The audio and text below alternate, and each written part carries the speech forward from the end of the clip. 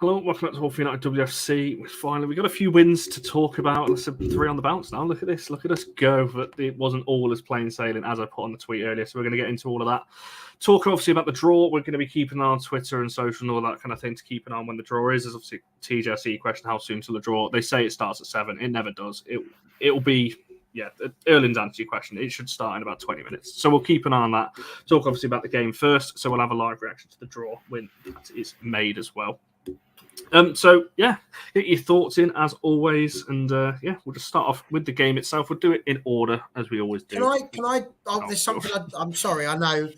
I'm going to send chaos immediately, but this has been getting on my nerves now for a week, and I need to let it out somewhere. And I'm just going to pause. There we go. Just do that because she talks to me otherwise.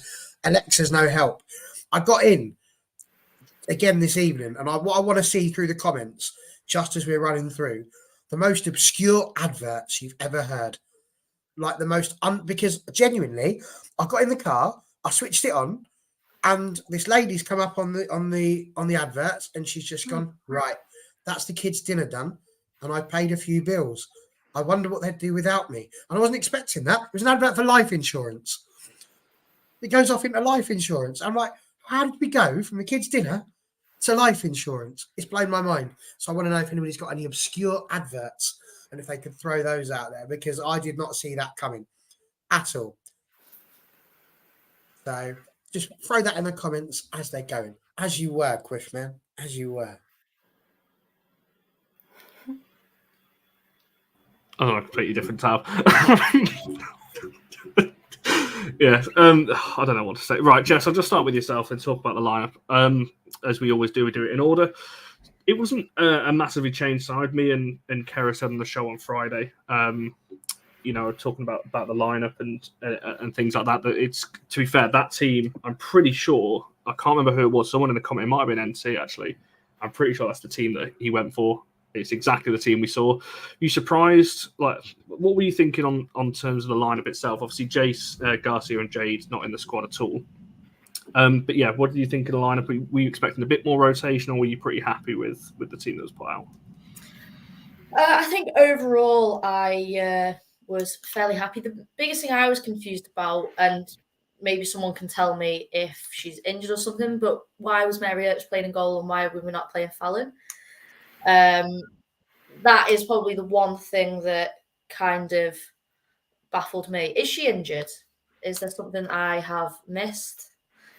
That's like the big thing for me. Like, you get a second keeper in, and they typically play cup games, and that's not even considering all the kind of behind the scenes stuff with Mary Earps and if she's going to go. Because if she does, then we're going to have a keeper who's kind of barely played for us. But otherwise, I think I was fairly happy with the squad. I don't think I would have really made too many changes. There are kind of arguments, I guess, for a bit more rotation.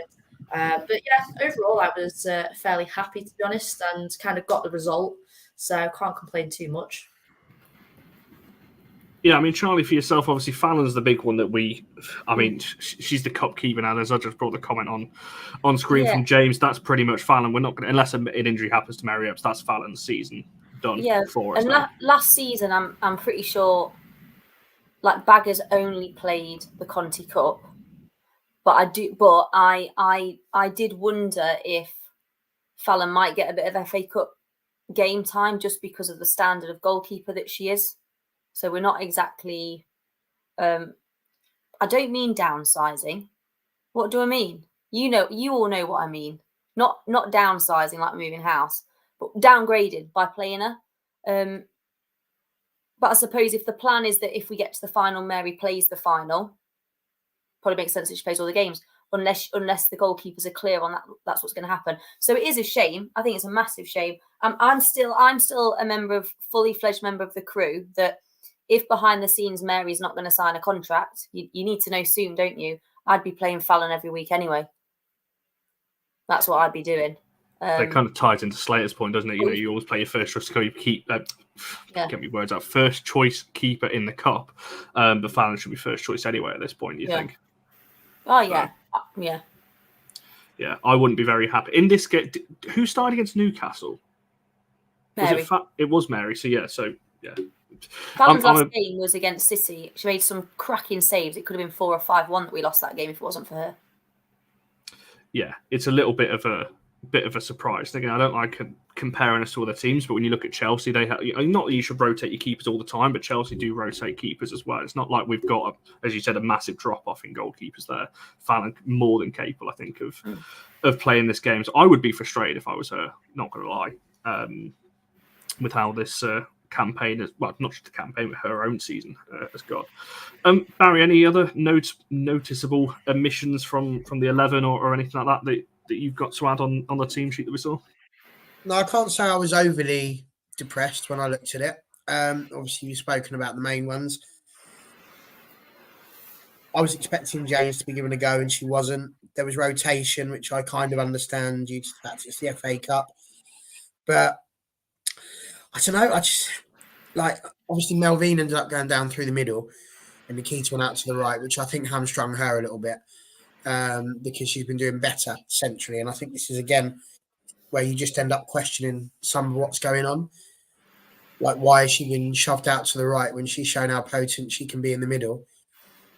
She could have got another brace so that he could take her off for the hat-trick again, but they didn't, because she ends up being down the right-hand side, and she's then having to do the job of Jay's, which is a very different job. Not to say that she can't do it, but she's just shown that she's better going through the middle. So, yeah, I was a bit disappointed to see that if she was playing, she wasn't playing in the position we would have expected her to be in. But I think other than that, obviously, people talking about Earps and Fallon, I've kind of just made my peace with the fact that Mary Earps is going to be the goalkeeper, and it doesn't matter how much I say differently. But for me personally, I think the big change I would have made, and I know I go on about it each week, but we've got to stop playing Gemma Evans at left back. I know we're going to get to this point somewhere through the day because I can't be the only one to mention it, but it's getting ridiculous now. We've played Leah Galton there before, and if she's going to be playing on the left-hand side, the sensible thing that I think we should have done there, even if you were wanting to keep Paris out on the right and not have Jay's play, to me it would have made sense to start with Rachel Williams, have Melvine on the left-hand side, and put LG down on the left-back slot. I think we're going to need to do that because, all honesty, if we play Gemma Evans at left-back, it's going to be like Halloween against Arsenal, because she's honestly going to come out of that looking like a victim of Freddy Krueger.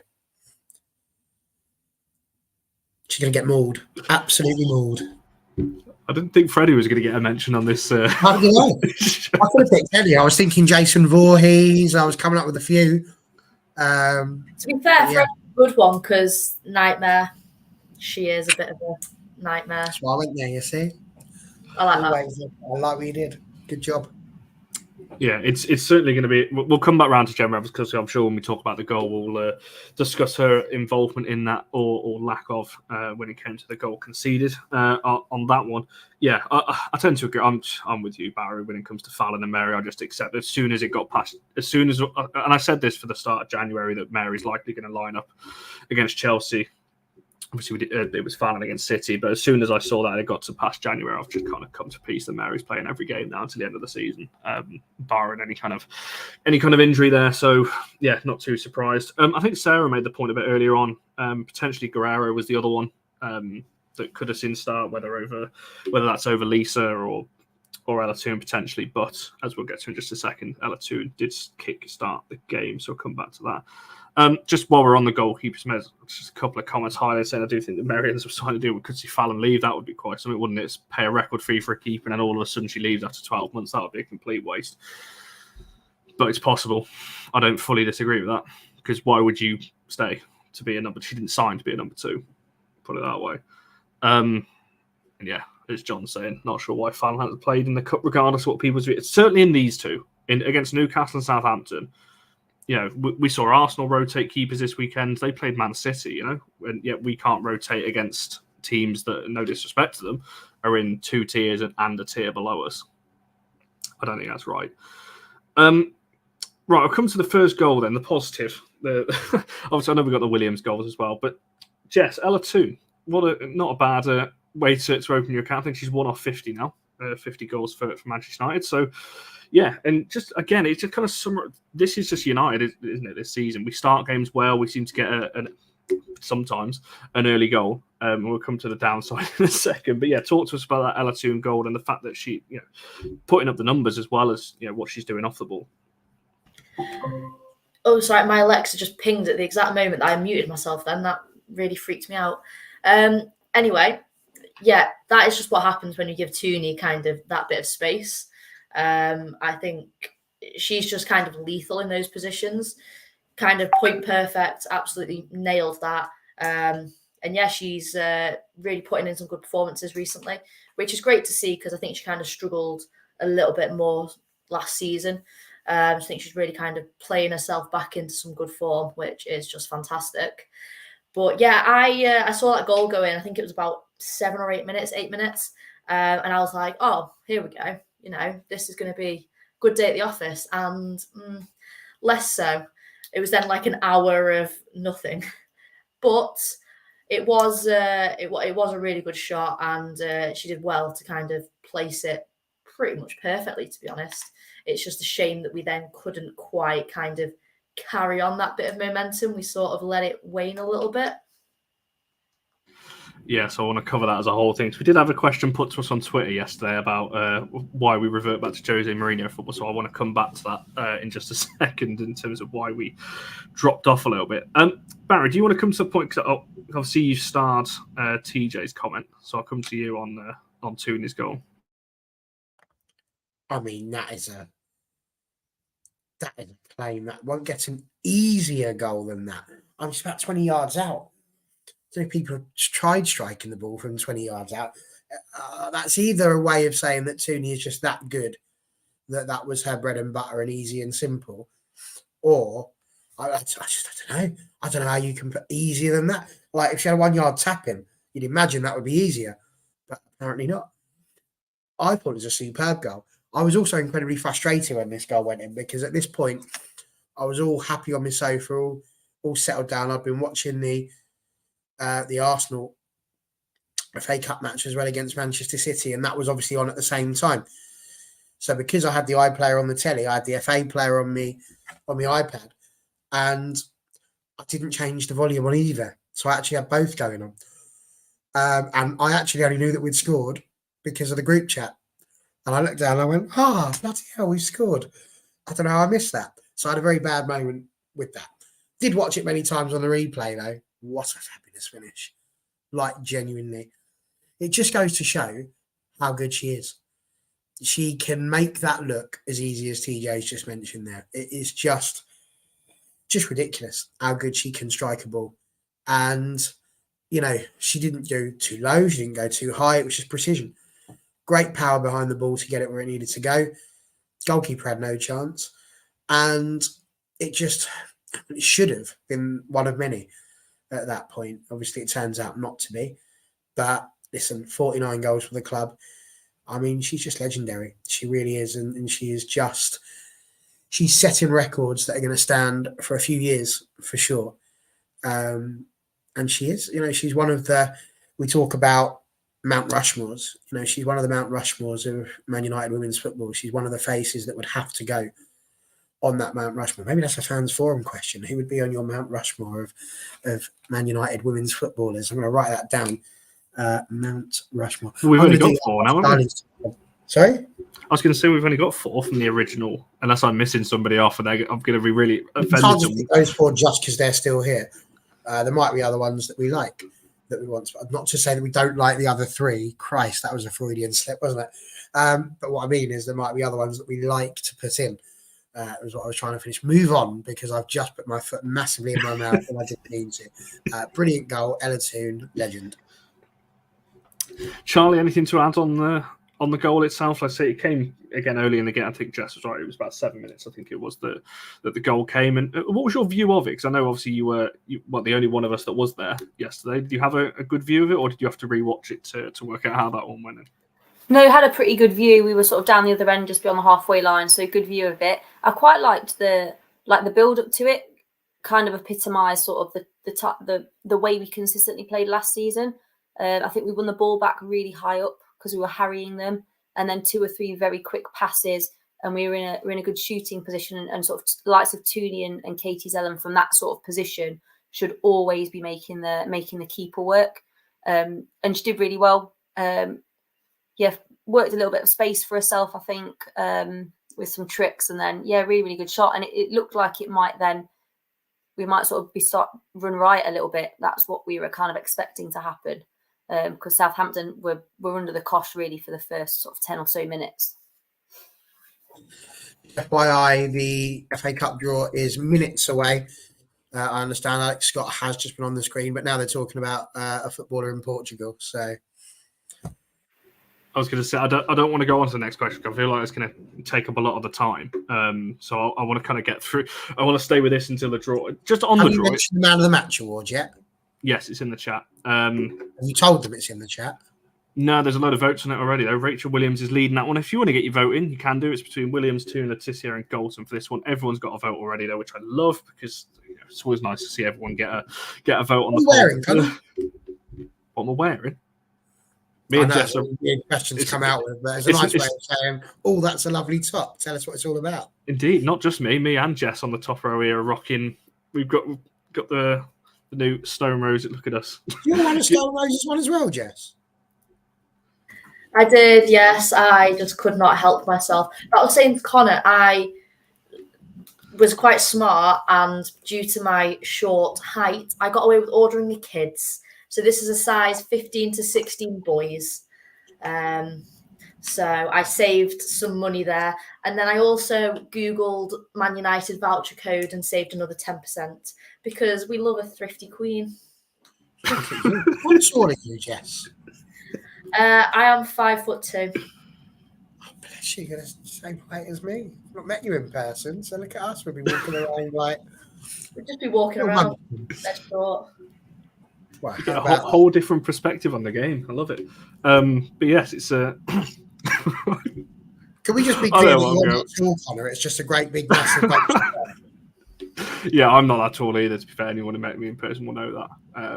Just look at the picture of me and Jess at the awards night and you'll see the difference. So it's not that, yeah, not that much shorter. I was in like wedges that night, so I'd grown a couple of inches as well.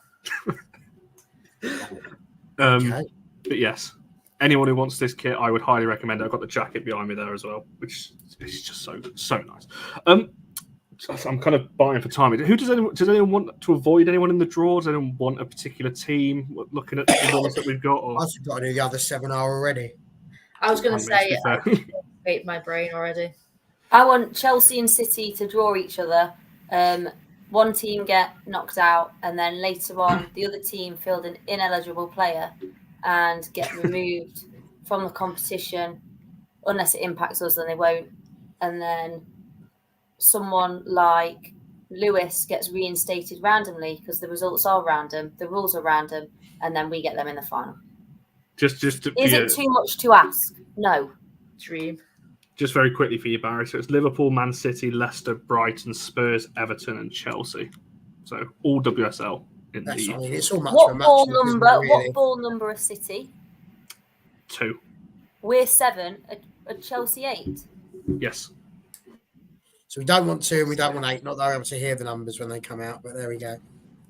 I think for me, I just don't want Chelsea or City. I want to leave that till later on in the tournament. I was thinking this earlier. Last season, when we did this last season, I was saying, I'd rather get Chelsea early on and get them out of the way. Now I'm with your level of thinking. I would rather us just get to Wembley again because last year at Wembley was so good, even though obviously we lost and so on. Having that moment at Wembley, I want us to have that again. So I'd rather us just I don't care what other fans say, get the easiest run all the way to the final. I see. Here we go. Who's doing the draw? Is it Farrah Williams? Farrah Williams and there was fine. a Gleason. She'll absolutely swizz us over, won't she? Yeah, we're getting Chelsea now. I think I would like to get Liverpool because it's fairly local, so home or away, I can get there easily. I'd like Leicester. Here we go. It's kicking off. Time now for the draw with Alex Scott. She's there, beautiful hair, looking very good right there. So much rhyming in that sentence. That was unbelievable. We started with 456 teams. We're down to 8. Speaking of Scots, How much did the referee in the game look like Jill Scott? I can't say I noticed, to be fair. She was their best player. She was really good at man marking Katie Zellum out of the game at really key moments. Wasn't she, the ref? So it's Farrell Williams and Jermaine Genus, which we should have guessed, really, because he always does the one show, doesn't he? So it made sense. White by One is really not impartial, and the other one is awful. I mean, to be fair, they are just picking numbers out of a. You know, it's not about how biased you are on that one. You can only pick a number out that's there, can't you? Oh, they'll manage. Yeah, it's no coincidence. I don't think City men's side. Man United fans that have just come on. All right, guys, look at you lot. 3 generations: Jill, Ivan, Sarah, and Harper. Oh, they're nice. I like them. Joe Davis for Brighton with a load of where's flags. Joe's friends? She used to play for them. Just while we're on United fans on the TV, by the way, obviously it was great to see. I know this isn't the women's side, but obviously Benny and Zayden yesterday, if anyone watches the men's side, with good old Rasmus Højlund going up to Zayden at the end of the game and giving him his match watch shirt. So that was really great to see as well. So Benny, if you're watching this back, we are all very happy for you. And Zayden's face when he got the shirt was brilliant. That topped the Chelsea day. kids, grow up. Let's see what some of the excited or nervous. Yeah, I'm with Jess. I wouldn't mind Liverpool.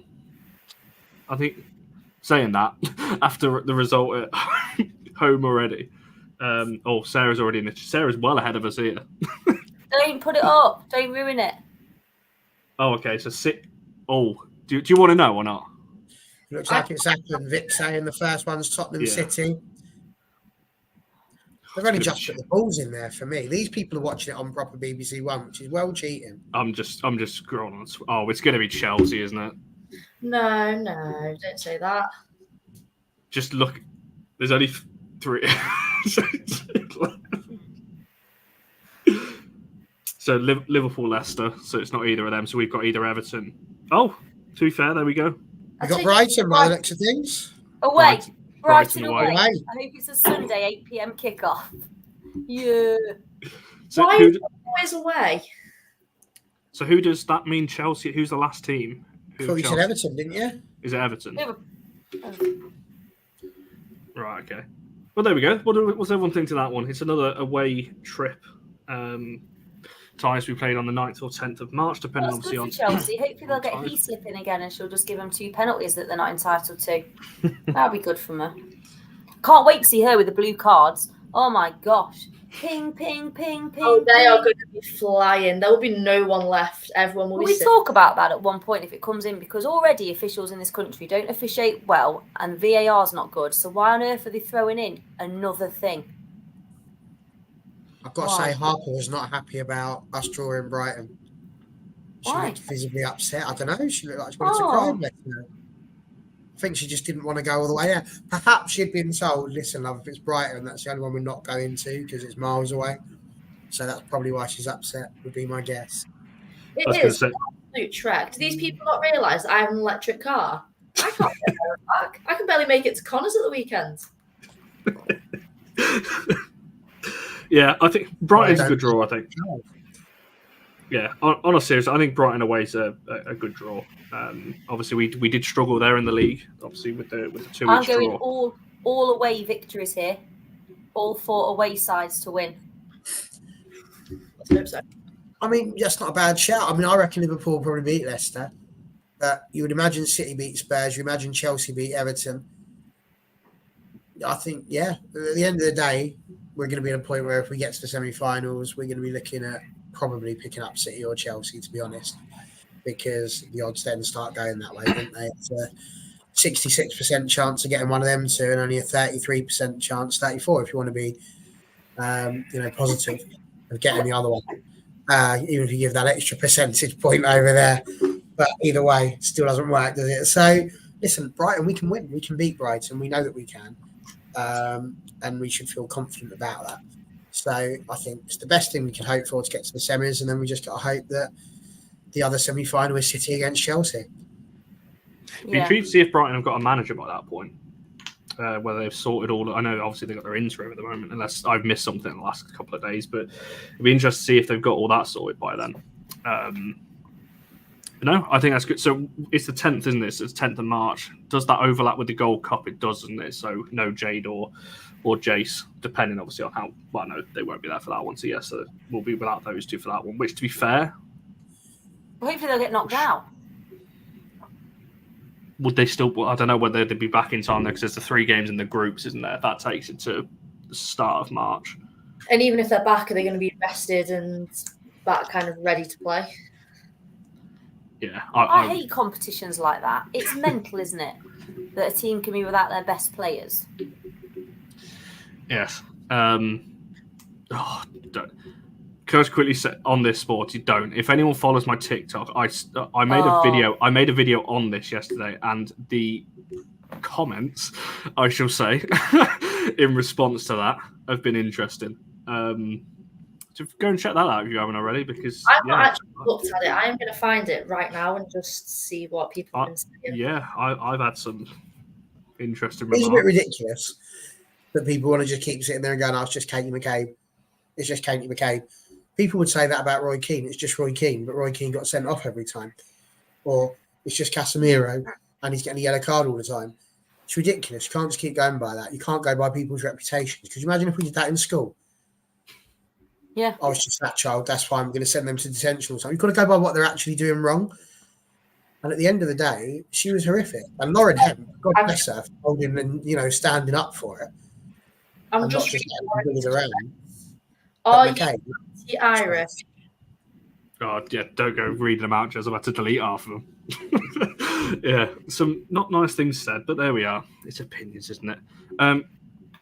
Well, no, it's factual. She is. Like I would take her. No, I'm on about the stuff said about me. All right, yeah. No, he's right. Something. He's not anti-Irish. That wasn't what I was saying. Was factual. What's factual is Katie McCabe is sometimes version on violent footballer. You can't say it's okay for her and then it's not okay for other players. Indeed. That's what you're saying. It's true. There we are. Vic's not confident with the draw. I mean, to be fair, judging off our form against them in the league, you're right to feel not confident, I guess, obviously with the 2 each draw that we had down there. I'd like to think we've improved a little bit since then. But the thing is, every club was a WSL club, so it would have been hard to have been super confident. We felt confident with Newcastle and Southampton because they were all in different leagues. We're in the quarterfinals of the FA Cup now, so it's not going to be easy, is it? I would have been more confident if we were at home, though. I've got to be honest. I think that rather than away, just purely based off the fact we beat them at home, we haven't beaten them away. Just based off that logic. But also, I think we've improved since then, since we played them away from home. And yeah, I don't know. It's just going to be interesting without Jason Jade, I think, on that one. Yeah. I wouldn't have minded Everton, but like Barry just said, it's still WSL regardless, I think. And if we got Everton, the Keys of Paris would have scored 7, so... Yeah, she does love a goal against just any Liverpool side from Liverpool, doesn't she? Whether it's Liverpool or Everton, she's straight in there on that one. Yeah, Uno. That's why I've made the point. It'll be interesting to see if Brighton have got a full coach by then. So, I mean, it's a good point. We've not been amazing at home, albeit one of those was at Old Trafford though. So, little caveat in there. We're just not counting that one. We're all getting a bit downbeat here. It's Brighton and Hove Albion. We can beat them. Not only can we will. There we go. We'll leave it on that one. Should we move on to the negative of the game? The question that was put to us, I've been trying to find it, what the exact question was. It was. Here we go. So the question was, can someone on the panel tomorrow please explain why we go full Mourinho when we take the lead this year? I just don't get it. It's can't get my words out today. It's as if we have an aging midfield. Now, Charlie, I'll come to you first in this one because I know we've spoken a lot about this as well. But this, again, I was so frustrated watching this yesterday because to me, it just sums up our season. Start well, have a load of chances at the start, don't take a load of them, and then after 25 minutes, we just back away. And for whatever reason, just try and keep the ball, which at 1-0 is dangerous against any side. You can't just sit on 1-0s all the time and expect the other team not to get chances. We'll come to the Southampton goal separately in just a second. But what do you think it is this season and in this game in particular, why we look so I don't just disorganised, dysfunctional. Just after we get a goal and go ahead. We played like this 2 seasons ago. That's what we did literally all the time, didn't we? Do you remember? We'd get a 1-0 lead and then just do nothing. It's just like this is obviously not like detailed tactical analysis from me, but it's just boring. Like it's really boring. Really, really, really, really boring. Unless we're playing Everton, and then it's not boring. Like there's lots of chat about like people talk about midfielders being overrun, but I would argue, and again I'm no expert, but just from what with my eyes, that it looks like the midfield's being overrun because there isn't one there. But we spoke about it pre-show. I think WhatsApp might have been you, Con, about it last night. I was feeling, but there's times when the fullbacks or the centre backs have got the ball along the 18-yard, our own defensive 18-yard box, and there's 5 of our other outfield players, like the 3 attackers and 2 other midfielders, literally in a line, alternating with the opposition's defensive line, 50 yards up the pitch. Like, so there isn't a midfield there. It's not like it's overrun. It doesn't exist. We're playing a 4-6 formation most of the time. They're literally in a line. And that's really easy to play the offside trap against and all sorts. When you know what the team you're playing has to do, they have to play the long ball because there's literally no one in the middle to receive the ball. And then occasionally Zellum will drop deep to receive it and can cope fairly well being man-marked against Southampton. And they were good, by the way. We weren't just poor, they were good. But then she turns around with the ball and the other 5 players are so far away. It's baffling. And you could see the frustration from some players. So Nikita Paris was basically coming in the position of a defensive midfielder, trying to pick the ball up and make stuff happen. And that's our like prolific striker having to come deep to do that. There's times when Mallard, when she was on our side of the pitch, she was really close to the touchline, shouting for the ball, screaming for the ball in yards and yards and yards of space. And it either didn't arrive or it arrived so late that she had 2 or 3 Southampton players harrying her. It's just like, I don't know, there's like nothing. The thing for me is the midfield and how it doesn't exist. It's weird. And again, that's clearly a tactical decision, is that when their centre-backs have the ball, all of you go up there as far away as you possibly can, and then we'll hope that Katie can do a 50, 60-yard pass that will end up at somebody, and often doesn't, because we don't win the aerial duels because we're relatively short, apart from Melvin. It's just, yeah, there's like, I know that maybe sounds really dull. It's not the tactical analysis you're after, but that's what I was seeing against Southampton, and that's what I'm regularly seeing when I go and watch them. So it must be really easy, one, to play against, because if they intercept the long ball, we've got so many players, probably 10, 15, 20 yards too far forward to get back and do anything about it. And it's also really easy to defend against because we've got so many players 20, 30, 40 yards away. You know what we're going to do. It's just very it just looks amateur, to be honest. And we've had managers saying now, dead easy to play against us. Dead easy. Tactically easy. Just poor.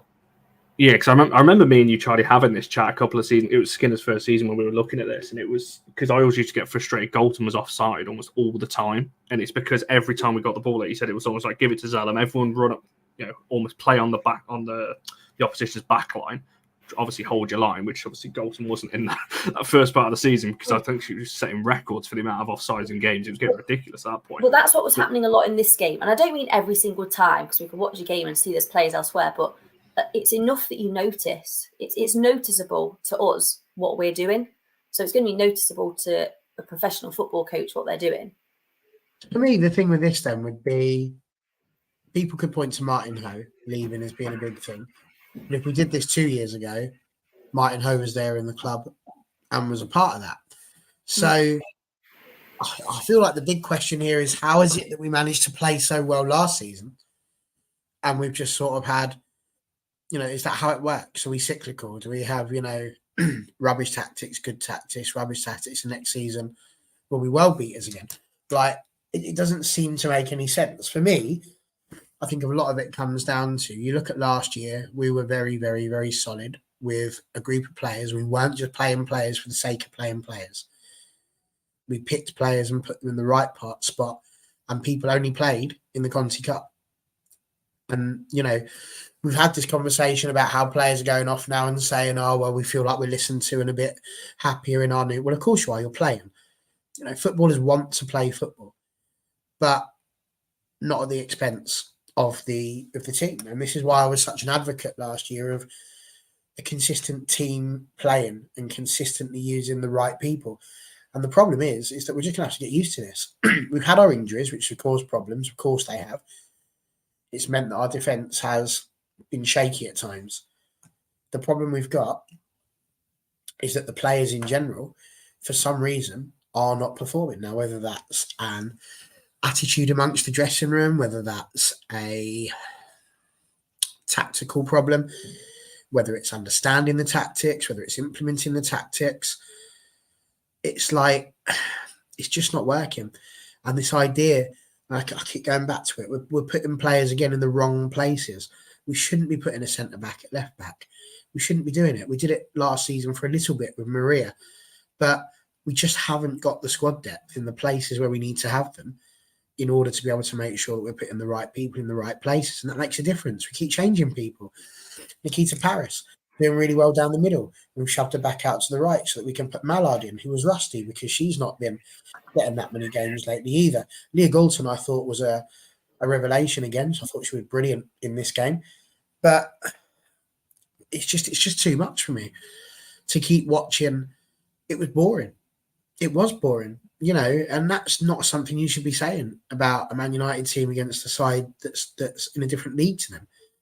You'd have expected us to have gone out there and to have asserted our dominance, and we didn't.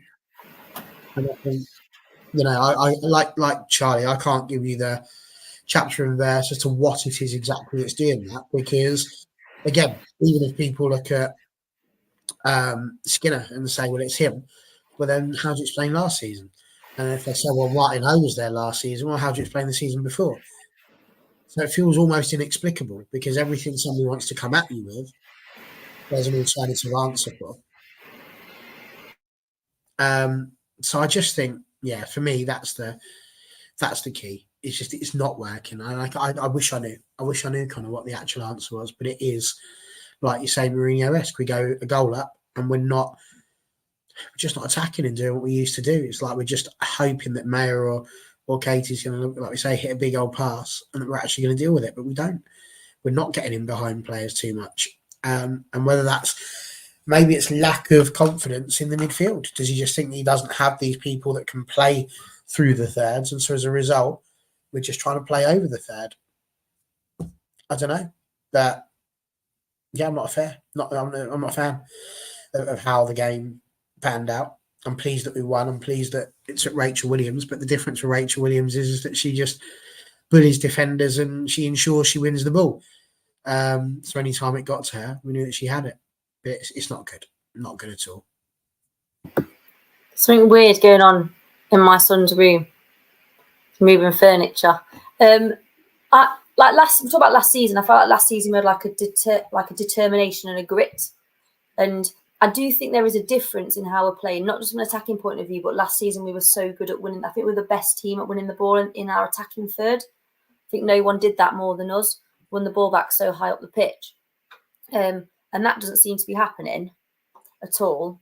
And it might be like last season we worked within a formula and within a system that worked really well. So we didn't change it. And we had our best season ever. And it also is perhaps we've been found out and we're not pragmatic enough to do anything differently. Because it's just the same, isn't it? Like it's even now it's like, and thank goodness she did come on, but even now it's like, okay, well, when we start playing terribly and Southampton score, and their fans were brilliant, by the way, if we were going to get onto that, their fans are really good. Score, everyone goes, right, well, we've just got to wait 10 or 15 minutes and then hopefully Rachel will come on and she'll win us the game. And thankfully she does win us the game. But it's so predictable. It's all so predictable. Like when people around you, so you're watching and people around you are literally saying, we're going to pass to her. Now she's going to pass to her. it'll go back to the keeper, it'll go to Gemma. She only passes backwards, so it'll go back to her, and then they'll all run away, and then we'll lump the ball forward and not win it in the air, and then rinse, repeat. I think it was easy for Southampton at times. We were lucky. I think we were quite lucky on the day if you watch the game back. But yeah, it's just disappointing to go from such excitement. Like, I wouldn't like if we were winning, like last season, how many times did we win 3-2 or 2-1? But it like, and people will say, well, we're winning 1-0, we're winning 2-1, still, what does it matter? I do think performance is not that you have to outplay everyone every week, but it just looks like lethargic. And with Barry, like, it's really dull to watch. And I would never not go and watch them. I would even go and watch them if someone said they're definitely going to lose. You're still going to go and watch them. Yes, I'll still go and watch them. But it is dull. I do like it boring this year, and it wasn't last year. Like even some of the games where, because there were a run of games, kind of, I think after Christmas last season, where performances kind of dropped a little bit. And I think from what I remember, it was more a case of we were peppering the goal left, right, and centre. We just were not scoring. But at least that there was some kind of like oomph almost behind the team. And this season there just isn't. Quite a few of the comments I think have mentioned about injuries, which I do think play a factor. But I think a lot of the reason for that is I'm sort of looking at it like, what are the team or what are the club like not doing? And one thing they're not doing is bringing in players when we needed them in the winter transfer window. Like, that is insanity. Like, one of the reasons we're playing all these people out of position is because we don't have players in that position. Now, you can hate on Skinner all you want, but there is no way that he was sat there going, yeah, no, I don't need anyone, it's fine. We'll just make do. He would have been trying to get people in. There is no way that he wouldn't. So for me, I'm also thinking, what the hell are the club doing? Obviously, we know that it's been pretty much chaotic throughout the infrastructure at United for the last, God knows how many years, but even more so, really. So for me, I'm also kind of thinking what's going on kind of above Skinner's head, because things like kind of coaching staff, even management, even Skinner himself, players coming in and out, that is above Skinner. That is something that he cannot particularly control. And I think a lot of that has kind of a big impact on how we're playing at the minute, because we are struggling with injuries in a way that we didn't last season. You know, we got very, very lucky last season with maybe having like 2 injuries. And I'm just, you know, we knew early on this season that we needed more players. Gabby George's injury was quite a while ago. He would have gone into that window knowing we needed players. So are we not scouting them? Is there just no money for us as like the women's team? You know, there's got to be something going on. I think that's kind of played just as big a part as anything else. And that kind of filters down as well to players. You know, we talk about how the players don't seem so happy when they're playing. Again, for me, if I'm in that situation, I'm playing and I don't know what's going on kind of with all this management above me, I'd also be pretty concerned. And it would probably start affecting my performance, because at the end of the day, it's like any job. You know, if you don't kind of know what's going on above your head, it can impact what you do. So for me, I have so many questions and I just want to know what is going on. I would love to be like a fly on the wall at Old Trafford sometimes for those like board meetings or whatever they do, because I just dread to think, honestly. I mean, again, with what we're saying there, like TJ's pointed out about the injuries. We had injuries the first year, injuries in this third year. And I think that is it. But it comes down to sort of what Twillenberg's saying here. He's saying that players have played and they're never dropped, regardless of how they play. And I don't think it's just about that. I think you're looking at that entirely the wrong way. I think for me, you need to be sitting there and thinking about, well, if they're not being dropped, what does that say about the people that are waiting in the wings? Because if you've got the players of a decent standard waiting to come on, you're going to make that change, aren't you? So it's about how much confidence you have in the depth of the squad. And we didn't have depth at the squad. I keep pointing this out. We're not like Chelsea. We're not like these top teams in that respect. We don't have such brilliant depth that we can bring a different player on and it make a massive difference. And I think, you know, this was very interesting. What Roger said here. I don't think it is a case of has Skinner taken us as far as he can. But I genuinely don't think that this is what we're looking at. I don't think we should be sitting here and just having a go at Mark Skinner and saying, yeah, this is the one who's caused the problem. And I do agree with this. If you're going to come out and start saying he wants to prioritise performance over results, and this is what we're watching, he's now creating a rod for his own back. So people are going to now be coming after Mark Skinner because of the fact that he's turned around and said, yeah, I just want to get the performances. They need to be as good as they can possibly be. And I won't sacrifice the results or sacrifice the performance just for the sake of a result, which is where he's gone wrong. I also just wanted to point out about last season, there were some games where we weren't getting goals. We were struggling. It was 0-0 and we weren't breaking people down. But because we were in that fight for the top three, it felt exciting. At the moment, we're not. We're so far off of third, and we were so far off of second, and so far off the champions spot that we're not sitting here and thinking, oh, if we win this, we're only a point behind Chelsea. Now we're sitting there and going, oh, if we win this, we might be a couple of points further away from Liverpool. So it doesn't have the same word for you, Connor, that you love. Jeopardy. It doesn't have it. If we lose, it's almost like, well, this is what's been happening all season. I just wanted to pick this one up to just say, really nice to see you back in the chat, and nice for you to pop your chat down. So, yeah, I don't know where to pick up on that one because there's so much said in the last kind of 20 minutes or so. I agree. I agree with your last point, Barry. I think last season, obviously, it's always going to be more exciting when you're going for the title and obviously going far in the FA Cup as we were. We still might have a cup run and we still might end this season with a trophy. I'm not confident in that, but we might. You never know. That's the thing with football. Now, yeah, I think there's a lot of. I just don't understand, as I said when I asked the question at the start, this whole the drop off that we have. I think there's a number of points to be made. I don't think, and this is my opinion, by the way, it's not something I know for a fact, but I think there's potentially an element of some of the players just not understanding what Mark's asking. Last season, we saw it a lot. We could see it on the touchline. Martin was on the touchline a lot more than Mark was, so was he to communicate between the two? And I think there's potentially an element of that. However, I go back to the point that, and Stu always makes this point on the men's channel, once you're on the pitch, it's down to the players to then make their own minds up. And if I'm a player and I'm hearing Skinner saying, oh, do this, and it's not working, I'm going, no, I'm not doing that. And start making your own mind up on the pitch. Granted, they can't always do that. And obviously, we don't know what would happen behind the scenes after that. But if you're a player, these are intelligent footballers. Some of these have played all over Europe, Champions League and all kinds of things. I would just go, no, I'm not listening to that. Let's make our own thing for 10, 15 minutes in the game and start adapting to moments in games because we don't seem to do that. We play the same way, in my opinion, regardless of what's happening in the game. We're not very adaptable in terms of what's going on. Charlie, you were shaking your head and all sorts for us. I don't know whether you were disagreeing with me or... No, not disagreeing with you. It's that whole thing about, like, that always comes up about, like, Martin Hay was the communicator. Clearly he was, wasn't he? Because it was always him at the touchline, absolutely bellowing, going nuts. But I don't know if it's true, but if it is true that, like, the tactics and the decision making isn't being articulated effectively over a prolonged period of time, like, you have to change how you articulate it. Surely, it's like being a teacher, isn't it? If you teach something one way and the students don't understand it or don't have a firm enough grasp of it, you have to find another way of doing that, and that can be by using completely different words. It can be by modelling it. It can be using something visual.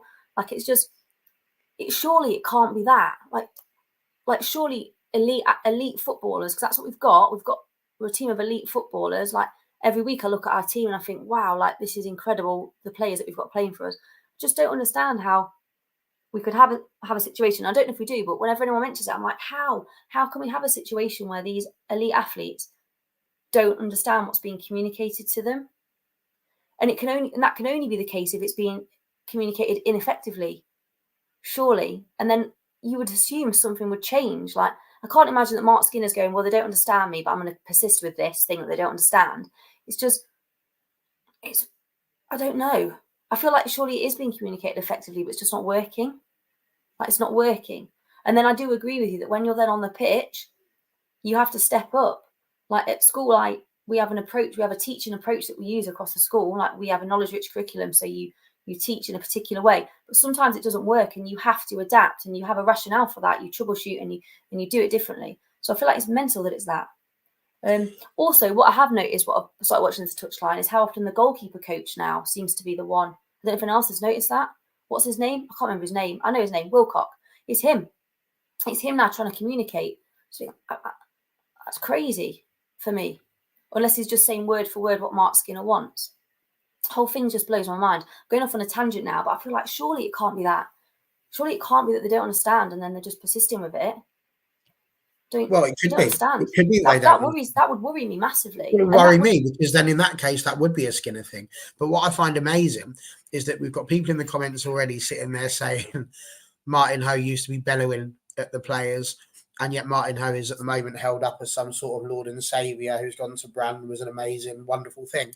I can recall just a matter of weeks ago, comments coming in, oh, that Mark Skinner shouting at the players. How terrible. Like, does it just depend on who you are? Can you just, is one person allowed to shout and the other people, if they shout, all of a sudden it's not? And this is the thing. People want to sit there and say it's a bad thing for one person, a good person for another. It's mad. Like, make it make sense. Well, like the players, I wish it did make sense, in terms of what we're seeing and so on, because that means we'll be seeing better performances and winning, obviously, potentially more games as well along with that. I really don't know. As I said, this needs a full, deeper dive, I think, than what we can do on a show like this in terms of what we're seeing. Me and Miriam tried to do that from a backline point of view, and again, we only just scratched the surface. When I say, by the way, if anyone's watched that, we put 16 clips in that show. We had 110 before that to go through. There was loads. So it's not just one or two examples. There is lots of examples of this beforehand. So maybe we'll do another one of those and see what else we can put together. Anyway, while we're talking about the things, we have got the Williams goal to talk about as well. Very quickly on the Southampton goal. Has anyone got anything to add on the goal itself and how it could have been prevented?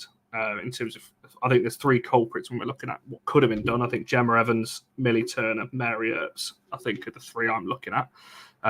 You were pointing at Jess then. was Jess like Jess should start? Oh, right. I thought you were saying she was to blame. And I was about to kick off then. I did say though that as we are missing defenders, that I was going to take my shin pads down to the Emirates next week. So when I turn up at Connor's, if I'm in my full kit, then he'll know why. To be fair, I think Connor's kind of covered it all. Evans gets turned way too easy. And then I think it's just a bit of I don't know if it's a misunderstanding or a lack of communication between Mary Earps and Millie Turner. I'm assuming that because Millie Turner kind of goes for it and then backs out. And then I think it's probably too late for Mary Earps to react. I will say in kind of defense of both of them, although it's not really an excuse, I don't think they're expecting it to go where it goes. They're obviously expecting it to just go into the box and be a cross. But end of the day, not really good enough. For me, Millie Turner's probably just got to go and get rid of that. Get her head on it and get rid. Because if she does that, then there's no problem. So just a bit of a combination of errors, to be honest, leading up to that. But really, for a team like United, you would not want to be conceding goals like that. That really could have been quite sort of costly in this game. So, yeah, not a great one for me. I blame I don't want to just say the words in that way. It sounded really harsh. It was Gemma Evans' fault because she let the cross in. But it's not her fault because she's not a left back and she's been put in a position to do a job which she can't actually do because she doesn't have enough training to do so on it. God, Barry. It was childlike. Honestly, it reminded me of me when I defend. She goes to pretend to do the cross and she puts her foot out to sort of jump with the ball like I would do as an inexperienced player. And she's not an inexperienced player because we had this conversation with Sean before the Brighton game. She's a fantastic centre-back. She's not a left-back. Maria Torres-Dottir, a fantastic centre-back. She's not a left-back. But yet we kept putting people in these positions. It was always going to happen. If you're an opposition manager and you're thinking about, Charlie's saying we're really easy to play against, what side are you going to go down? You're going to pick the one with the Canadian international who plays right back, or you're going to pick the one with the centre back that doesn't really play in that position? easy. And that's what they did. And that's how they managed to get it. I didn't really see the Turner thing. I didn't really see the Earps thing. But the other person I blame is, well, Mark Skinner and the team. Because we just allowed Southampton into the game, and we shouldn't have done at this point. We should have been asserting our authority on the game. We weren't doing that. We let Southampton back into the game, and we gave them a sniff when they shouldn't have had one. We should have been attacking and trying to score. Instead, they were given the opportunity.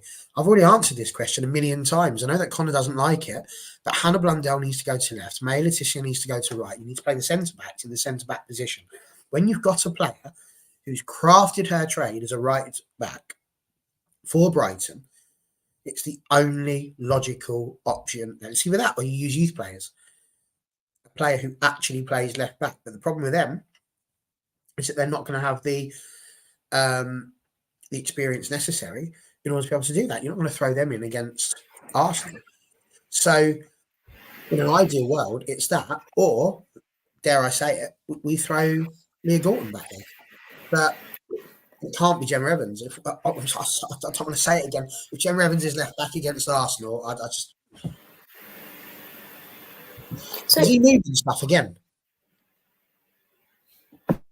No, sorry. I think it's like the Wizard of Oz in there. Like there's a bloody tornado coming around the house. Oh, is it? Shall I blow into the microphone? Yeah, it's like you're blowing in the microphone. It's like you just sat there going... Oh, I'm not. I don't know what it is. Someone just pushed the chain. I don't know. This is what happens when you work in the school and they give you a new laptop, but it's not new. Obviously. It's just someone else's old laptop, but now you've got it. So it's new to you. Can I say something quickly before the wind tunnel returns or gets worse? If she's not, so there's a pragmatic solution there that Barry's just come up with that might be a bit of a sticking plaster through the next few games until Jade's back or whatever happens. But if you've bought in a centre back and you don't want to play him at centre back, is it because they're not good enough to play at centre back? So you genuinely don't think they're good enough to play at centre back, or is it that you're worried that if Maya doesn't play at centre back, you lose something bigger there? Because obviously there's a solution, but the solution is moving 3 players around. But then if you've bought her in as a centre back and you don't want to play her at centre back, why have you bought her? I don't know. It just feels like there's so many things this season where you're like, I don't know what the rationale is for what's going on. I can't rationalise it. Like last season, we could rationalise the no rotation and Rachel Williams coming on at 60 minutes, even if everyone hated it, because it worked. I think I'm with you there. I think he's picked the one that moves the players the least, because Barry's thing of putting Mayer out to right, but that's 1. Millie then goes to the right, that's 2. Evans in, and obviously Blundell stays, so that's 3 changes. Whereas he's gone for the easier one, which is just Blundell on the other side, Evans goes in at left, so 2 changes rather than 3, which is ridiculous when you think about it, because that's not, as you said, either he doesn't trust her as a centre-back, which she is a good centre-back. I don't care what people try and tell me, she is a good centre-back. Maybe not, elite level Champions League, but in a game like this, she plays centre-half. I think she does a fine job. I agree with what everyone said on the goal itself. For me, she gets beat too easily. I'm looking at Millie too. I know there's people, I think TJ said about Mary Earps. For me, I think Millie, she's expected Millie turns her head that away. Millie goes for the header, stops, and then Mary's like, oh, hang on a minute, the ball's right in front of me now. I can't react quick enough to get the ball. Maybe Mary could do better, but I'm looking at Millie going, why have you backed out of the header? Rather than looking solely at Mary. But as Barry said at the start, that cross should not be coming in. There's no real danger there. Evans just it's far too easy just to beat her like that. Did you just say mine was 3 changes? Yeah. Mayer to the right. Really, is it? Yeah, Mayer to the right. Millie to the right centre-back and Evans at left centre-back. 3. Move Millie, but okay. Well, she's left-footed, isn't she? So you'd put Evans as the left centre-back. Sorry, Gemma Evans is left-footed? Yes. That's why we signed her. We signed her as a left-sided centre-half to cover for Millie when Millie couldn't play. And we're playing her at left-back for whatever reason. That's why she's playing left-back, because she's obviously she should be able to defend easier on that side. But, yeah, I don't know. Yeah, I hear you. Mary's not completely void of blame, but I think it's just miscommunication. I think Millie thinks Mary's got it, and Mary thinks Millie's got it. And, yeah, that cross should not be coming in. From that position where the Southampton player was, that cross should not be coming in from there. But yeah, I don't Right, I'm conscious of time because we are going to have to move this one along. Rachel Williams comes on, and I mean, just does what she does, doesn't she? It's the I'm trying to remember it now. I'm going off memory. I've not watched all of the highlights back, so I'm trying to go off memory. The second what I would class as the winner. The last one was just to kind of consolidate that. The second, it was Galton, wasn't it? Goes down the left, cross to the back post. I'm thinking them in the right order, aren't I? Yeah. Yeah, Charlie, I'll come to you first in this one. Again, it's just, I don't know how many goals Rachel's on this season, but she's on quite a few. Again, just doing what she does, coming off the bench. And I think we all kind of said in various chats and things on that, it's just kind of expected now, isn't it? You know, when we go level in the game, you see Rachel coming on, you're like, yeah, well, she's going to get a chance at least. And 9 times out of 10, she puts them away. Yeah, every time she's on the touchline for me, I'm just like, yes, someone's going to come in and just absolutely put up a heck of a fight and just clatter people, which she does. And she gets stuck in, doesn't she? I thought her first goal was a good one because she's under a lot of pressure. There was defenders all over her because Southampton were fairly physical. They played a really physical game, which was probably the right strategy for them. But she just always comes on and does the business, which I love. But I wouldn't mind a situation where we don't rely on her to have to do that. That would be really nice if for once that wasn't the case. But again, it's always going to be good that we've got a player that comes on and almost the opposition are anticipating that, right, that probably means United are going to score again now because she always comes on and she always scores. So it was good. But yeah, I think Galton was quietly impressive.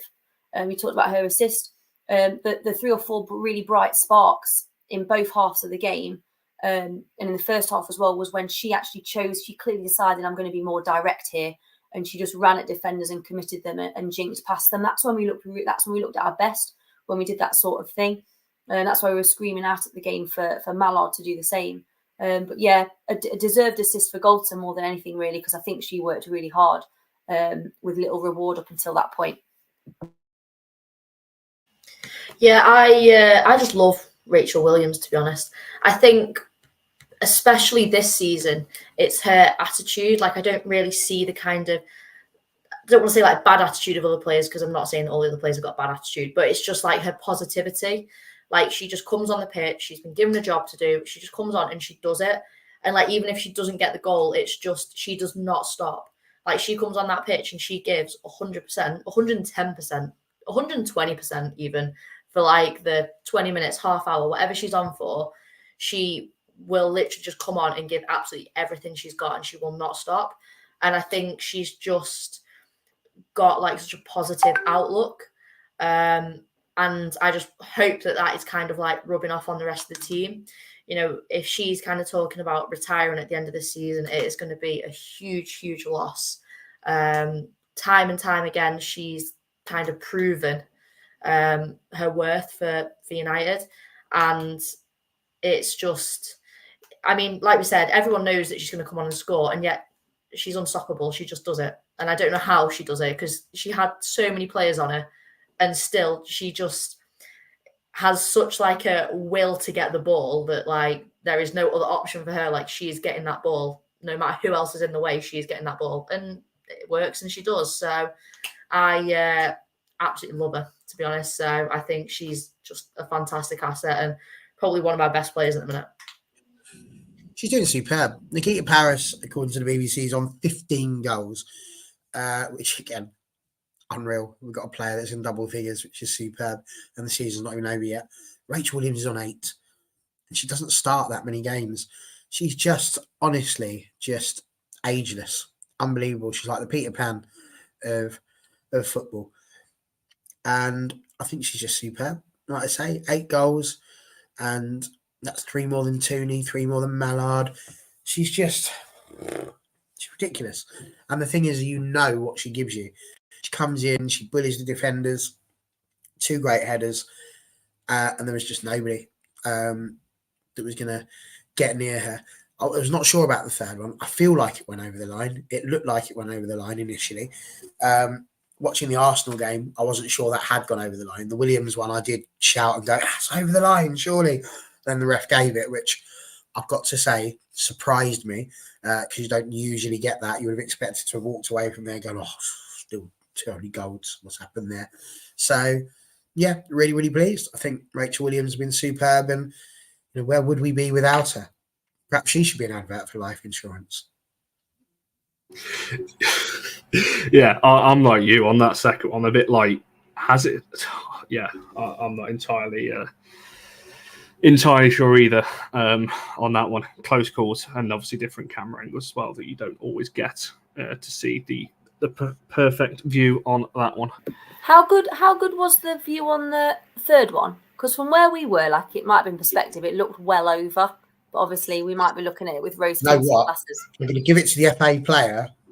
They spoiled us with camera choices. I was going to say, there was at least 2 or 3 that the commentator was even really quite good doing what she was doing. I actually really rated the FA player stuff, to the point where I was sitting there going, in a way, this is nicer than having it on Sky, because nobody's yapping at me at half time. I could just go through my phone without thinking I needed to argue with Roy Keane about something, which was great. But what was really frustrating was there was one point where there was a camera behind a goal, but it was the other goal. They didn't think about doing that one on both goals.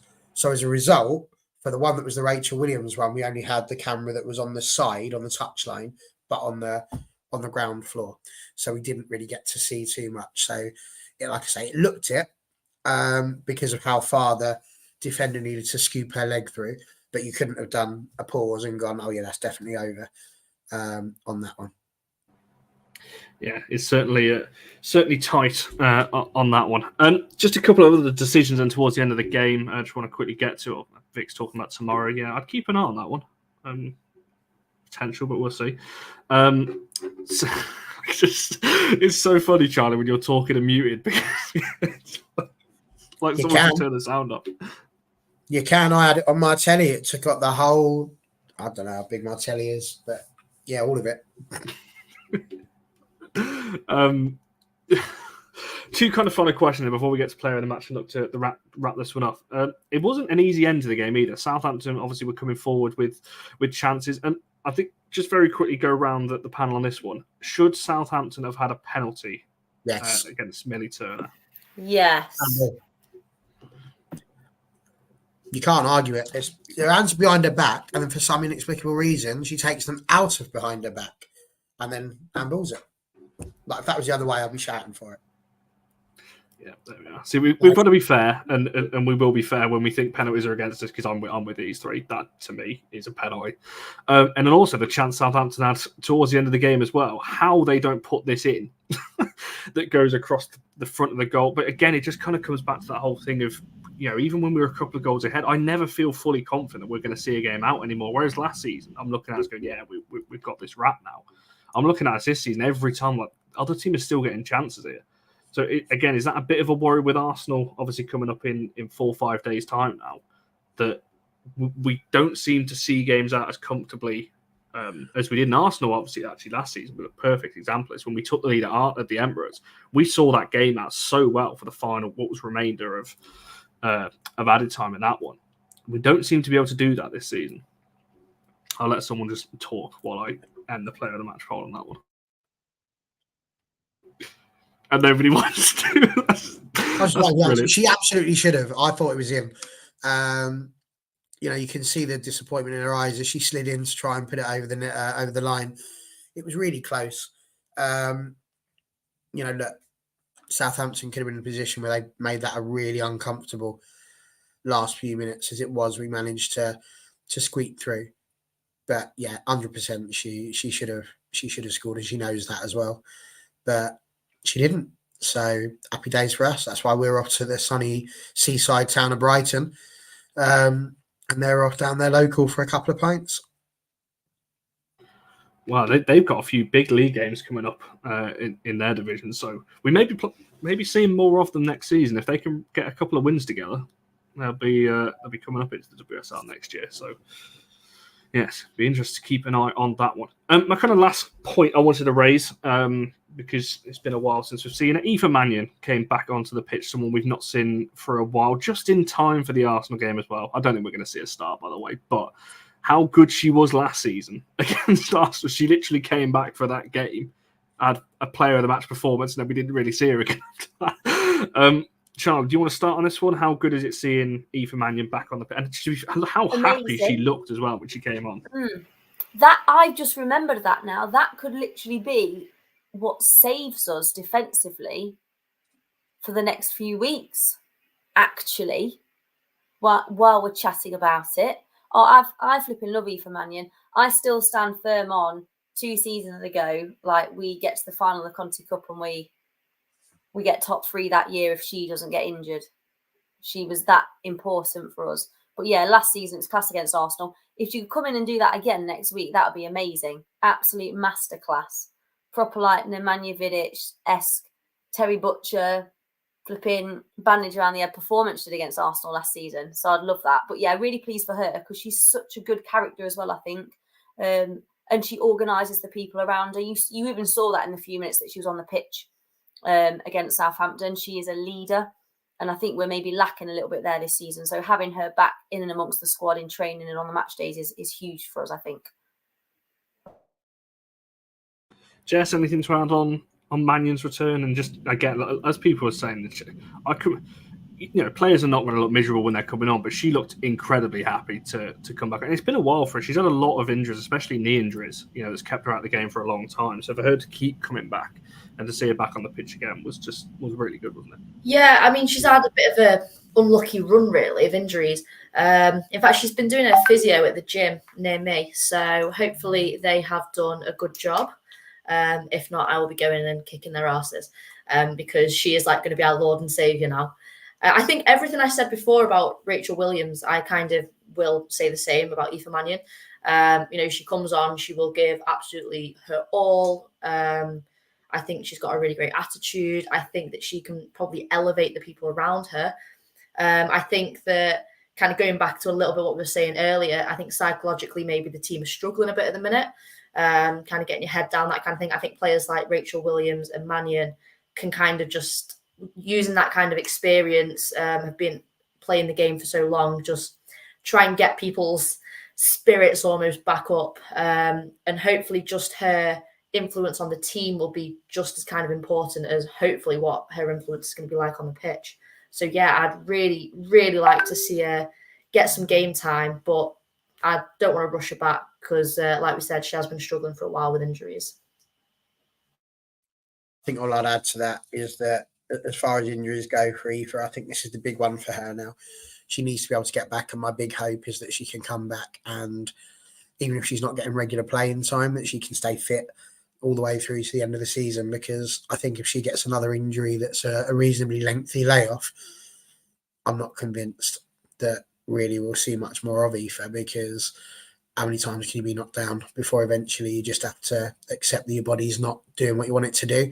So my big hope is that she really does come back, that she's fighting fit, that she's not been brought back too early, and that she's ready to go. Because for me, I think she's a fantastic, like we said, not just player, but almost like a talisman to have around, because she's just so positive, and that can be really important. So